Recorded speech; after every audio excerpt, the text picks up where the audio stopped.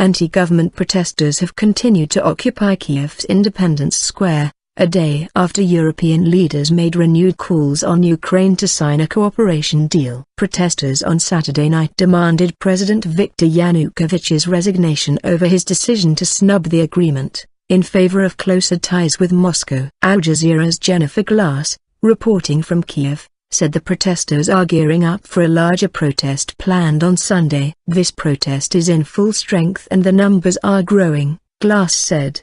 "The real question is, how many people will show up on Sunday, when organizers have asked them to come out in big numbers." Organizers also vowed to stay at the square for as long as it takes to get what they want from President Yanukovych, she said. President Yanukovych have so far rejected their demands. Last Tuesday, he signed an agreement with Russian Vladimir Putin, for Russia to buy $15 billion of Ukrainian bonds and to reduce by about one-third the price it pays for Russian gas supplies. Merkel's plea. The rallies were galvanized by a brutal police action to disperse the demonstrators on the capital's main square on November 30, and the number of protesters reached hundreds of thousands. On Friday, the country's top prosecutor defended the police actions against the protesters. General Viktor Yanukovych sought to turn the tables on the opposition, saying radical nationalist groups were to blame for provocations on the square. However, his comments came a day after Parliament passed a bill granting amnesty to the anti-government demonstrators arrested during the government crackdown on November 30,